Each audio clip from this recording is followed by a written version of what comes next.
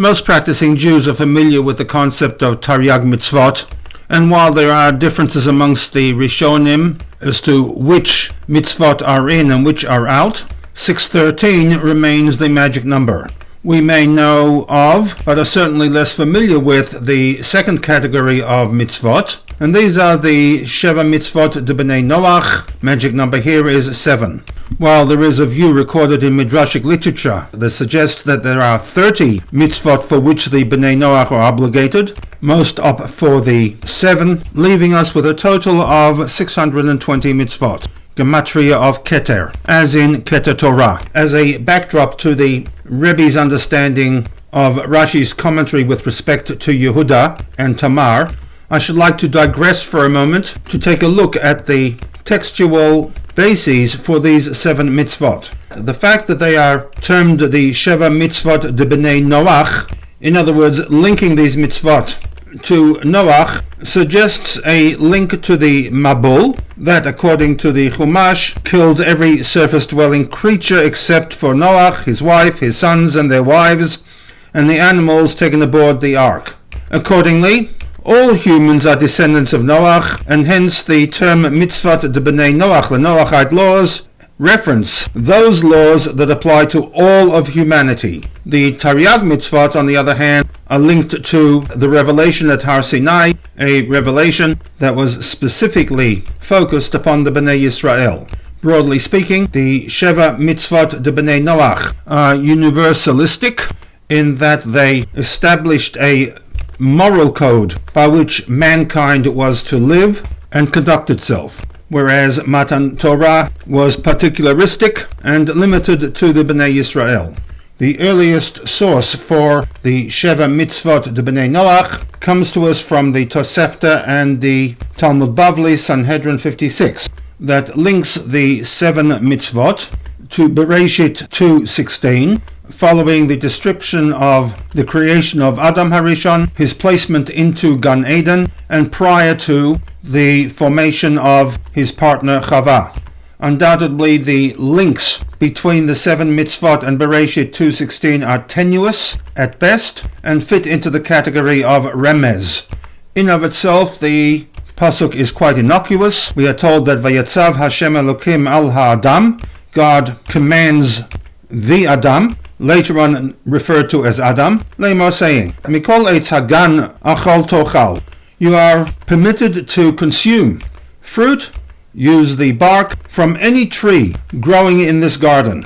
The flow on pasuk is, however, there are 2 trees for which you are prohibited to make use of, the Eitz HaChaim and the Eitz HaDa'at.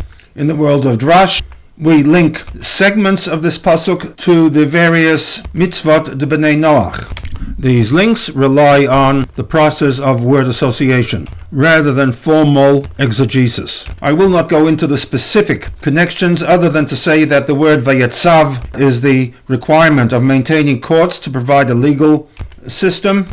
Hashem is linked to the prohibition of blasphemy, Elokim, the prohibition of idolatry, Al Ha'adam, the prohibition against murder, Lemor is applied to prohibitions involving sexual immorality, Mikol Eitz Hagan, the prohibition of theft, and finally Achol Tochal is linked to the post-Matan Torah prohibition of Evre Min HaChai, the consumption of flesh taken from an animal while the animal is still alive.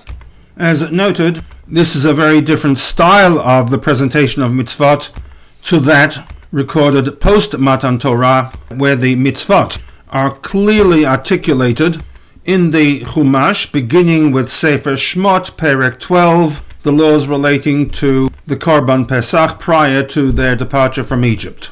Following the Mabul, a covenant was made between God and Noach. Zot ot habrit asher ani noten beini ubeinechem. Referring to the rainbow, God states that this, the rainbow, is a symbol of a brit that he, God, is making between himself and you, Noach. And not only Noach, but also between God and Kol Nefesh Chaya, asher itchem, any living creature that has remained alive that is with you, and this is a covenant that will last ledorot olam, in perpetuity. The announcement of this Brit followed two admonitions.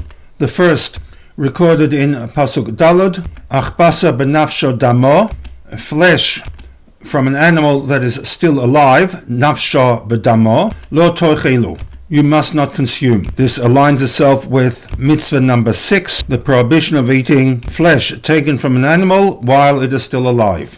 This is followed by a second statement, shofech dam ha'adam, he who spills the blood of man, ba'adam dama yishafech, his blood shall be spilt by his peers, obviously within a legal system. This is aligned with the 7th commandment, that of maintaining courts to provide legal recourse. Of the 7, these last 2 appear to be the only ones based solidly upon a textual statement. The other 5 are arrived at only through the means of drash, an interpretation to Bereshit 2:16. It is to this link that Rashi, in his commentary to the words V'chein lo yeyaseh regarding the abduction of Dinah, writes Sheha Umot, the Noachite nations, Gadru atzman min ha'arayot, accepted upon themselves restrictions against sexual immorality, al yedei ha'mabul, as a consequence of the mabul. And this commentary of Rashi will be the basis for Rashi's commentary to Yehuda's demand to Hotziuha v'teisaref, that Tamar, on account of her violating the tribal restrictions against sexual immorality, needed to be executed by burning.